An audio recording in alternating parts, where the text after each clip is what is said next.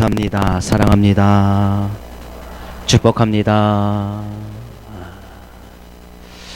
개 중에 똑똑한 개가 진돗개라는 개가 있지요. 이 진돗개하고 이제 세파트하고 이제 시합을 했습니다. 산에서 달리기 시합을 하는데 이 막 개가 달리다가 진돗개가 더 이상 달리지 않고 막 그냥 돌아오는 거예요. 이 집 주인이 너무나 이제 화가 나서 시합을 해서 이겨야 되는데 화가 나서 이 진돗개에게 묻습니다. 너 왜 그냥 내려오는 거야? 그러니까 이 진돗개가 주인을 끌고서 그 산 밑으로 쭉 갑니다. 근데 산 밑에 이렇게 써 있었습니다. 개발 제한 구역.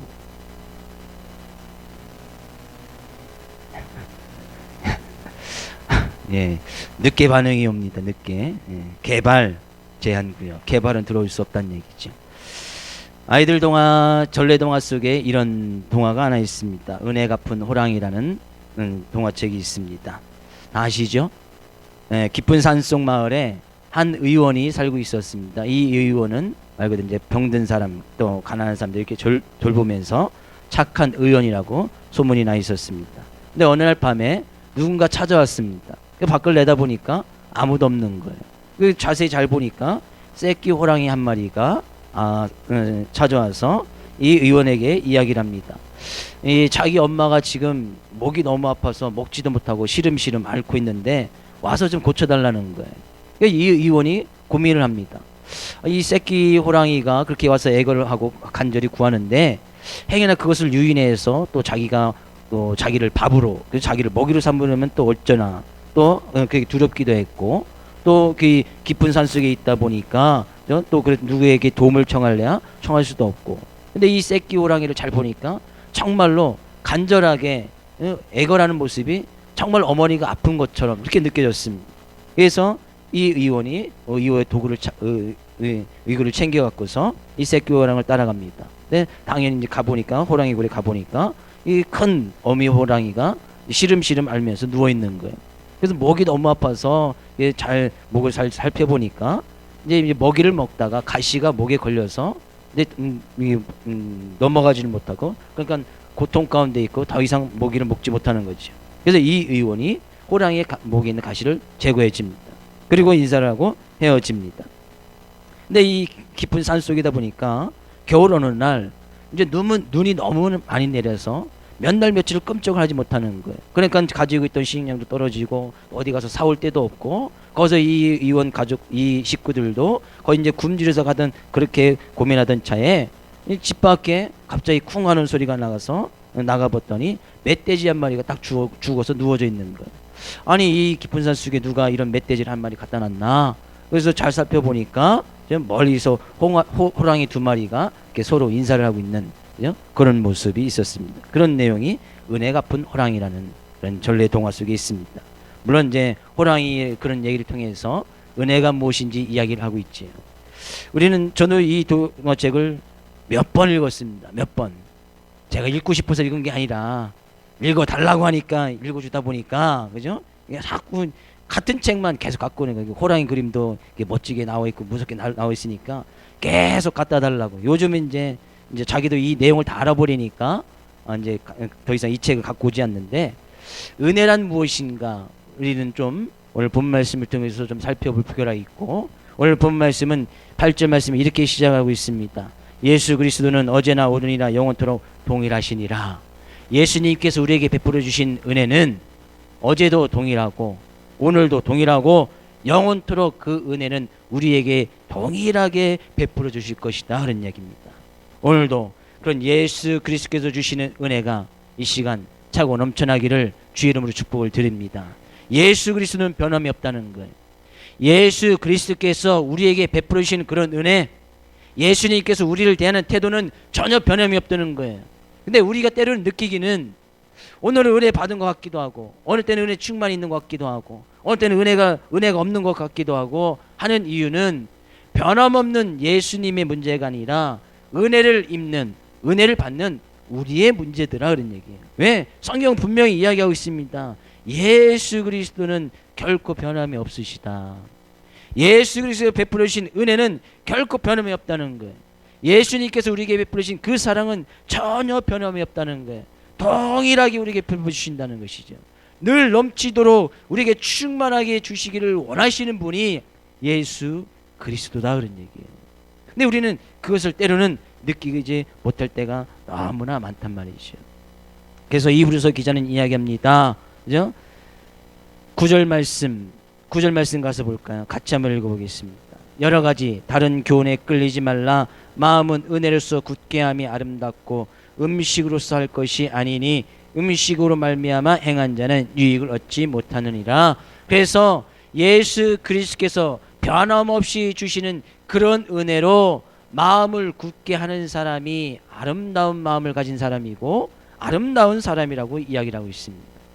그 변함없는 예수 그리스도의 은혜를 받아 누리는 사람, 그 은혜로 마음이 그 충만히 있는 사람, 그런 사람은 아름다운 사람이다 라고 이야기를 하고 있는 거예요.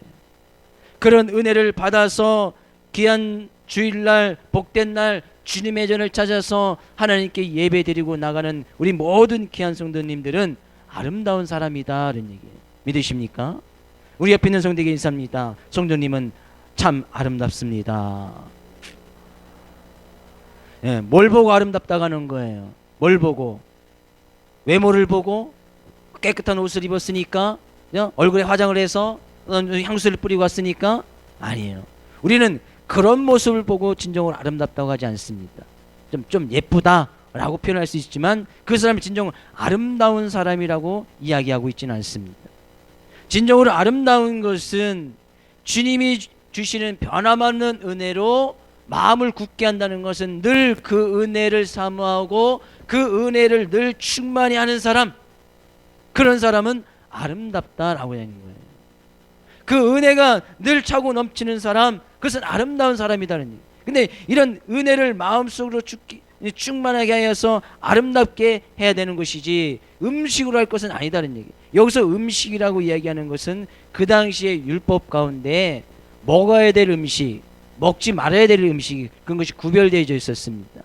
쉽게 얘기해서 그들이 율법을 잘 지키느냐, 율법을 잘 지키지 않느냐, 그래서 그들이 어떤 결례를 행하고 음식 먹기 전에 손을 씻고 어떤 할례를 받아야 되고 안식을 지켜야 되고 이런 것을 따져서 그런 것을 가지고 그들이 아름다워질 수 있다고 생각을 했습니다. 물론 음식도 마찬가지지요. 그래서 그들이 구별된 음식을 먹고, 물론 우리도 예수님 믿음으로 해서 먹지 말아야 될 것과 먹어야 될 것 반드시 구별을 해야 됩니다.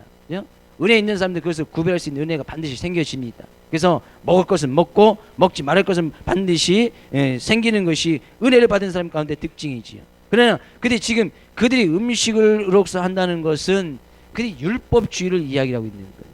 율법을 철저하게 지킴으로 인해서 그것은 불가능하다는 얘기예요. 누가 율법을 다 지킬 수 있느냐? 제가 아무리 설교를 하고 말씀 많이 드려도 그 율법을 완전히 지킬 수 있는 사람은 아무도 없다는 말이죠.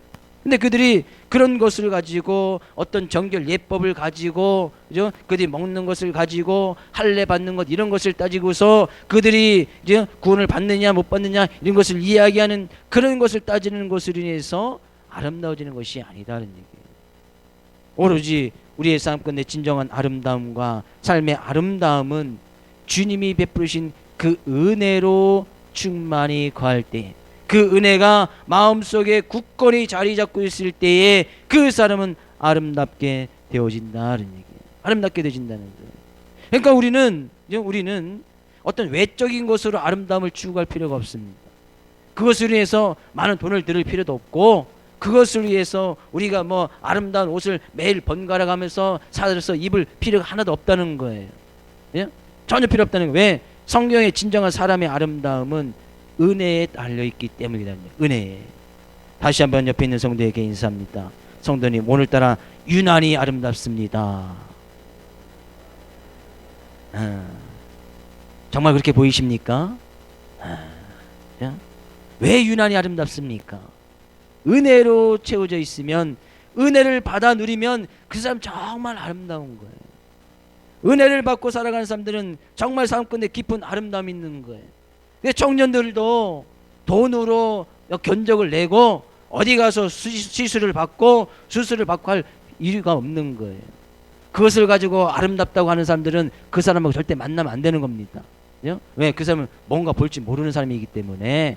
외모를 가지고서 그 사람이 예쁘다 아름답다 하는 그 사람은 절대 만나면 안 되는 거. 왜? 뭔가 잘못된 눈을 갖고 있기 때문이죠. 삶이 비정상적이다는 얘기예요. 그럼 우리는 생각해 볼 수가 있습니다. 그런 은혜로 가득 찬 사람들은, 은혜로 가득 찬 사람들에게 당부하는 말씀이 있어요. 9절 말씀에 너는 여러 가지 다른 교훈에 끌리지 말라.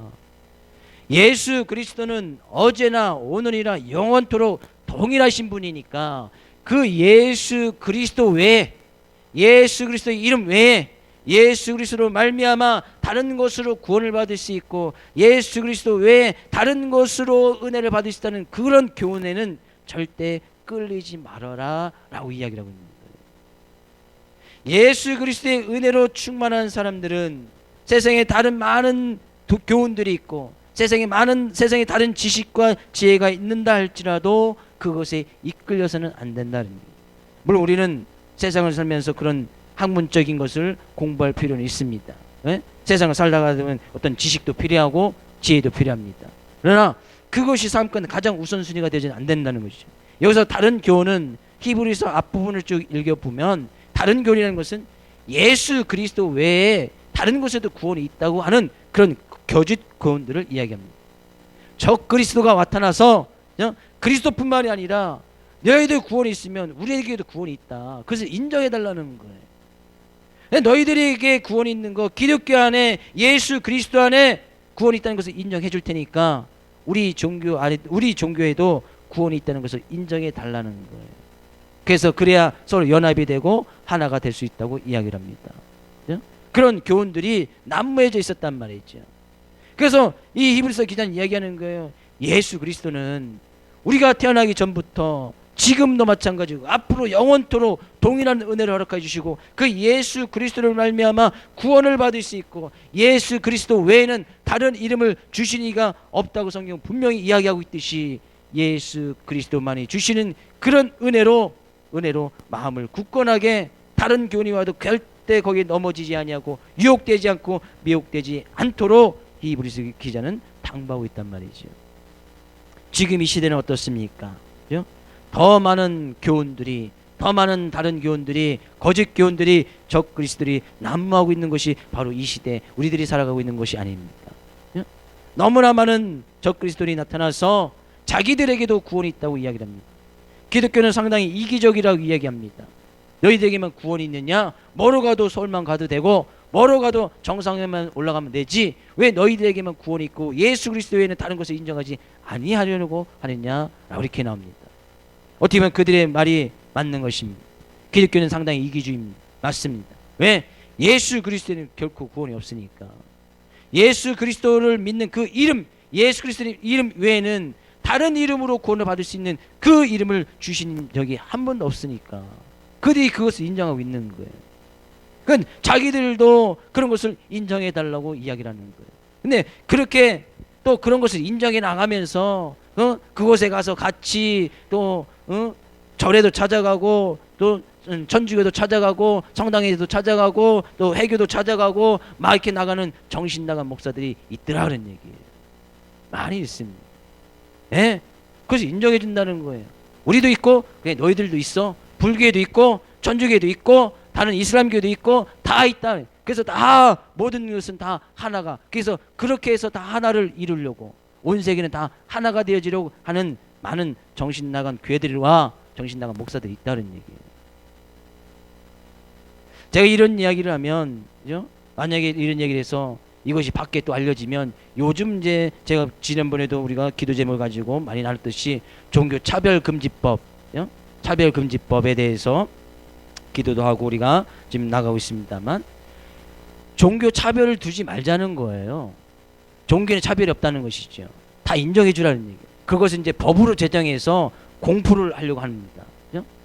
국회의원들이 종교에는 차별이 없다. 차별금지법을 만들어서 법으로 만들려고 하고 있습니다. 기독교에서 상당히 반발을 하고 있지요. 반대를 하고 있습니다.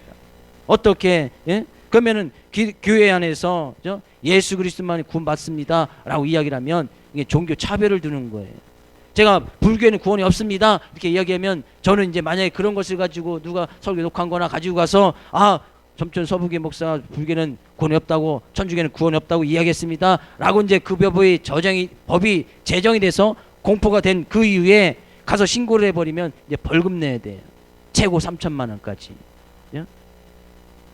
지금 이 시대가 그렇게 되어져 버렸다는 얘기예요. 우리나라도 이제 슬슬 동성애법을 만들어서 추진하려고 하고, 그죠? 그 법을 만들어서 이제 동성애도 인정해주자는, 인권을 인정해주자는 것이죠. 성경은 분명히 하지 말라고 했던 것들을 갖다가 사람들이 자꾸 다른 견을 끌어들이면서, 그런 것들을 끌어들이면서 예수 그리스도만이 구원을 받지 못함을, 예수 그리스도에도 다른 곳에도 구원이 있음을 자꾸 주장하려고 하는 그런 악한 세력들이 갈수록 더욱더 심해지고 있다는 사실을 우리는 늘 기억해야 된다는 거예요. 그래서 우리는 은혜로서 마음을 굳게 해야 된다. 은혜로서. 그러면 성경 가운데 은혜가 무엇이냐, 은혜가 무엇인가를 성경은 분명히 이야기를 하고 있습니다. 성경 가운데 오늘 본 말씀은 아주 짧게 이야기를 하고 있습니다. 은혜가 과연 무엇인가? 은혜가, 우리는 이 은혜를 밝히 잘 알아야 됩니다. 구약 시대에는 예수님이 오기 전에는 이 이스라엘 하나님을 믿는 백성들이 하나님 앞에 나가기 위해서는 꼭 한 단계를 거쳐야 됐습니다. 그것은 자기들이 하나님 앞에 직접 나갈 수가 없었어요. 그래서 하나님께서 제사장이라는 사람들을 세워서, 또 그 위에 대제사장을 세워서 제사장을 통해서 하나님 앞에 나오게 하도록 했습니다. 그래서 그들이 죄를 지어도 직접 하나님 앞에 나가서 죄 용서함을 구하지 못했습니다. 꼭 자기가 죄를 지었으면 자기 죄를 대신할 양이나 소를 이끌고 제사장 앞에 나오면 제사장이 그 양과 소를 각을 떠고 번제를 드려서 불에 태워서 그 사람의 죄를 대신해서 양이 죽고 소가 죽은 것을 갖다가 하나님 앞에 올려드리고 이 제사장이 하나님 앞에 나가서 죄 용서함을 구했습니다. 그러면 하나님께서는 그 기도를 들으시고 죄를 용서해 주셨단 말이죠. 이것이 구약 시대에 나타났던 가장 큰 하나님의 은혜였습니다. 그래서 그들이 죄 용서함을 받고 주님께서 인도하시는 길을 받고 인도함을 받아서 그들이 살아갈 길, 나갈 방을 인도함을 받아서 살아갔습니다. 이것이 구약시대에 베풀어진 가장 큰 은혜였는데, 이런 은혜들이 시간이 지나면 지날수록 사람들이 그런 은혜, 하나님의 은혜를 생각하기보다는 하나님께 드려지는 제물에만 더 신경을 썼단 말이죠. 큰 죄를 지으면 양 한 마리 갖다 바치고, 그럼 용서함 받으니까. 또 다른 죄를 지면 또 양 한 마리 갖다 바치고, 이번 주에 더 큰 죄를 졌으면 소 한 마리 갖다 바치고, 그러면 용서함을 받고 깨끗함을 받을 수 있다고 했으니까 사람들이 하나님의 그런 용서함을 허락하신 하나님의 은혜를 생각하기보다는 양이나 소나 재물에만 신경을 썼단 말이에요. 아, 하나님께서 이렇게 해갖고는 그들에게 진정한 하나님께서 베푸신 제 용서함, 하나님의 은혜를 깨닫게 할 수 없겠구나. 도저히 안 되겠구나. 왜? 그들이 하나님 앞에 나가는 것이 형식화되어져 버렸단 말이지. 양 한 마리, 소 한 마리, 재물에만 신경을 썼단 말이에요. 그래서 하나님께서는 그러한 방법이 아닌 죄가 없는 사람이 죽임을 당해서 그 모든 죄를 다 짊어지게끔 하심으로 인해서 그 죄가 없는 그 사람을 믿고 나갈 때에 그 은혜를 입도록 하나님께서 허락하셨습니다. 근데 세상에 죄 없는 사람이 어디 있습니까?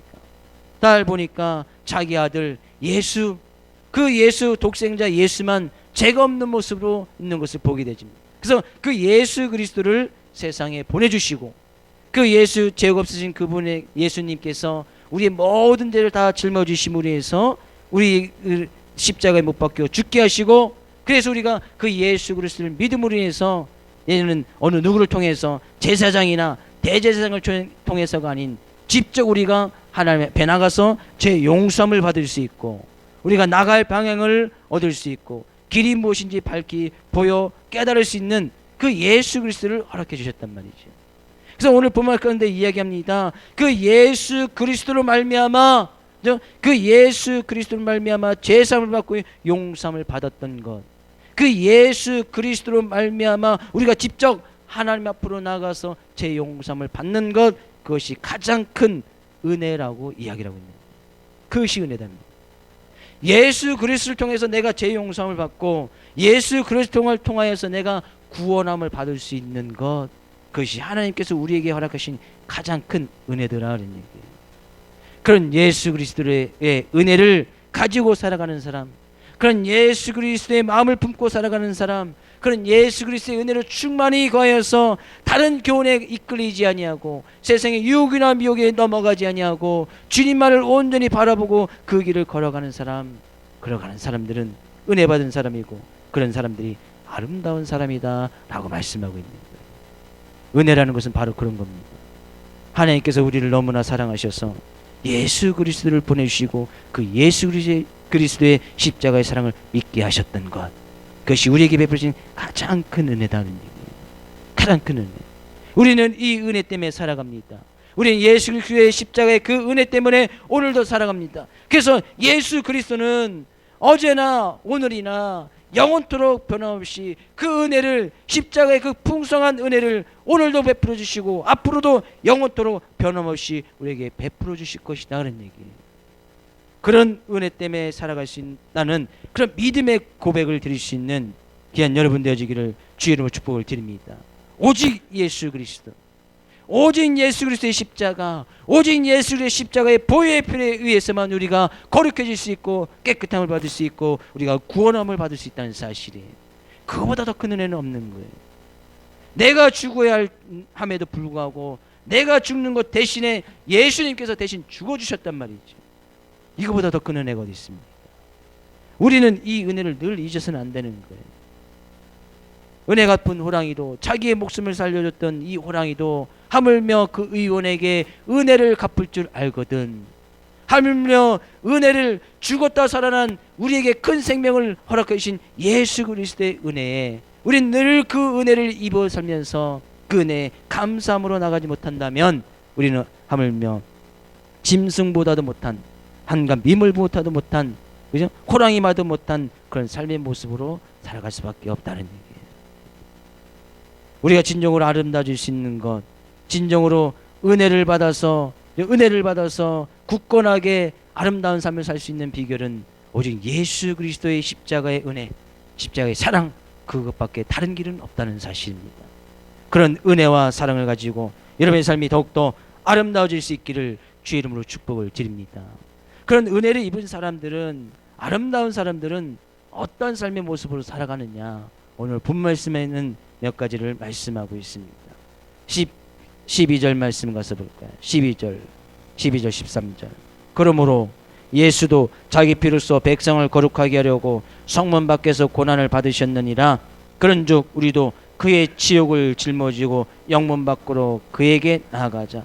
예수 그리스도도 십자가를 지셔서 피를 흘려주시고 예수님 믿는 사람들을 거룩하게 하셨다. 구별되게 하셨고 구원을 허락하여 주셨다. 그가 십자가를 지심으로 인해서 피를 쏟으셨듯이 예수를 믿는 우리도 그의 지옥을 짊어지고 예수 그리스도의 십자가의 고난을 같이 짊어지고 영문 밖으로 나아가자. 예수님께서는 십자가를 지실 때 성 밖에서 십자가를 지셨거든요.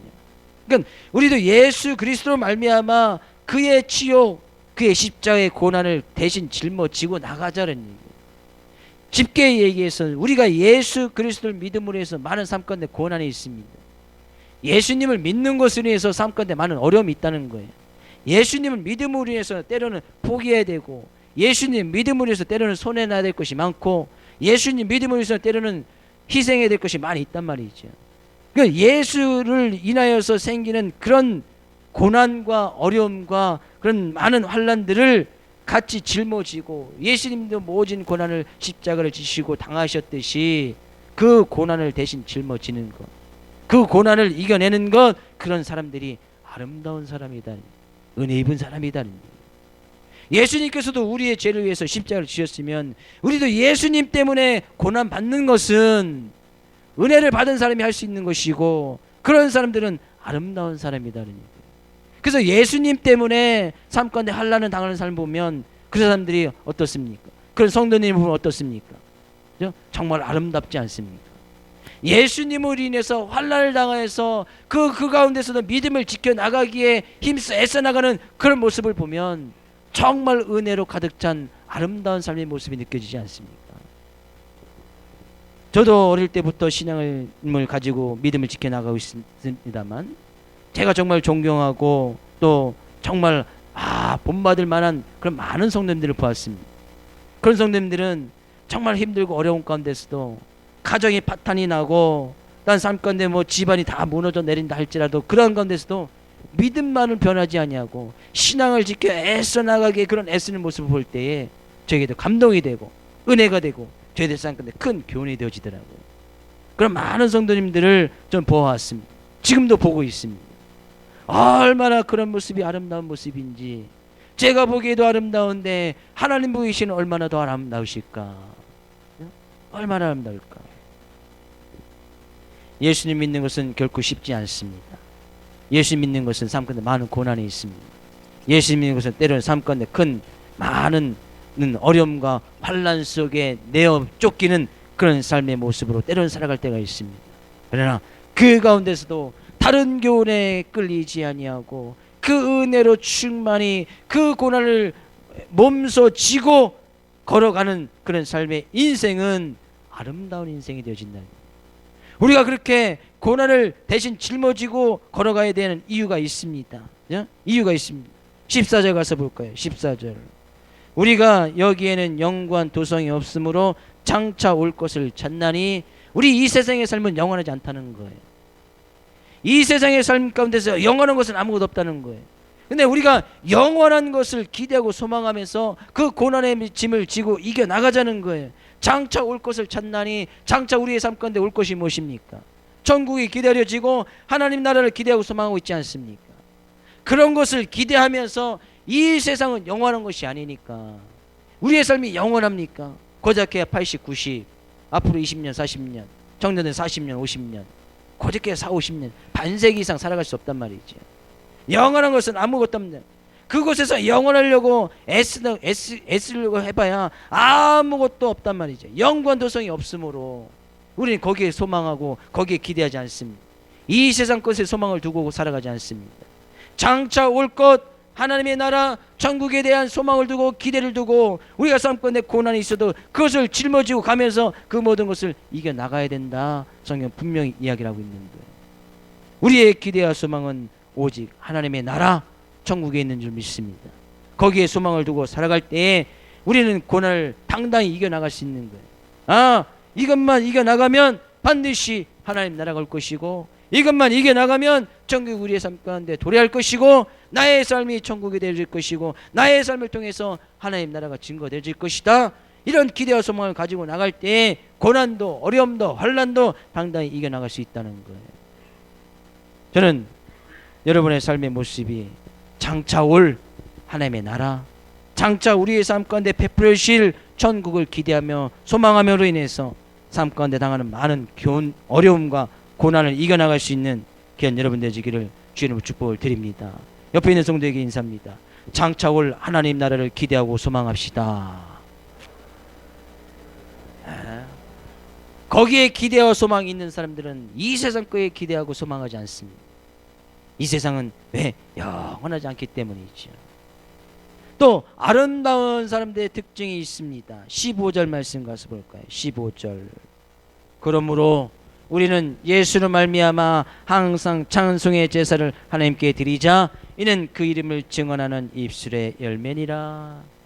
아름다운 사람, 은혜를 받은 사람들의 삶의 특징은 그 입술의 열매 가운데 늘 예수 그리스도를 찬송하고 예수 그리스도를 나타내더라 하는 얘기예요. 늘 그 삶 가운데서 은혜 받은 예수 그리스도를 받은 예수 그리스도의 은혜가 가득 차 있으니까 입술의 열매, 입술 가운데서 늘 하나님을 찬양하고 예수를 찬양하고 예수를 이야기하고 예수를 말하고 예수를 증거하는 삶의 모습, 늘 그런 열매들이 맺혀지더라 하는 얘기예요. 은혜가 있는 사람들은 예수를 이야기할 수밖에 없는 거예요. 마음속에 은혜가 예수 그리스도의 일을 가득 찬 사람들은 예수를 이야기할 수밖에 없고 예수를 증거할 수밖에 없는 거예요. 그래서 삶 가운데 가장 아름다운 삶의 모습이 누구냐? 늘 그 입 가운데서 예수를 이야기하는 사람 믿으십니까? 예수를 증거하는 사람, 예수를 찬양하는 사람, 예수에 대해서 입술의 증거를, 입술의 열매를 맺히는 사람, 그런 사람들이 아름다운 사람이다 하는 얘기예요. 늘 그래서 우리는 말을 하는 것도 예수 예수, 우리의 삶 가운데 증거하는 것도 예수 예수, 입술의 열매도 예수 예수를 외쳐야 될 줄로 믿습니다. 그런 사람들은 은혜 받은 사람이고 아름다운 사람이다. 아름다운 사람.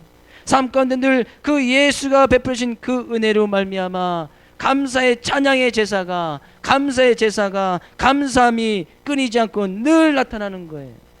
그러니까 그의 삶 가운데 예수를 항상 말하니까 그래서 열매가 맺혀지는 거죠. 예수를 계속 이야기하다 보면 삶 가운데 열매가 맺혀지게 돼 있다는 거예요. 예수를 계속 증거하다 보면 반드시 입술의 열매가 맺혀질 수밖에 없다는 거예요. 늘 찬양을 하면 계속해서 찬양이 계속 나오게 되어지고, 예수를 증거하다 보면 그 예수를 증거하는 삶의 모습들이 계속 나타내질 뿐만 아니라 그것을 통해서 귀한 열매를 맺어서 하나님께 영광을 돌리게 되어진다는 얘기예요. 또한 16절 말씀 가서 볼까요? 16절. 오직 선을 행함과 선을 나눠주기를 잊지 말라. 하나님의 이 같은 제사를 기뻐하시느니라. 은혜를 받은 사람, 아름다운 사람들의 삶의 특징은 오직 선을 행하는 것과 서로 나눠주기를 힘쓴다. 선을 행하는 것 중에 나눠주는 것도 있겠지. 그 불쌍한 사람, 가난한 사람들에서 나눠주고 오직 선을 행하여서, 선을 행한다는 것은 예수님께서는 말씀하셨듯이 너희들 가운데 착한 행실, 빛을 비추어서 그 빛이 무엇인지 밝히 보게끔 하는 사람, 그것이 선한 행실이라고 말씀하고 있습니다. 그의 삶 가운데 밝은 빛을 보여주는 거예요. 어둠 가운데 있는 사람들, 억압당하는 사람들, 짓눌려 있는 사람들, 가난한 사람들, 그 마음에 상처가 있는 사람들에게 밝은 빛을 보여주고 그 빛으로 인도하는 사람들, 그죠? 그런 사람들. 근데 성경 가운데서는 그것을 갖다가 제사라고 표현하고 있습니다. 하나님은 이 같은 제사를 기뻐하시느니라. 내가 삶 가운데 살아가면서 성을 행하는 것, 그것이 하나님께서 기뻐 받으신 만한 제사라는 거예요. 내가 입술을 통하여서 하나님을 찬송하는 것, 예수 그리스도를 증거하는 것, 그것이 하나님이 받으시는 제사라는 거예요.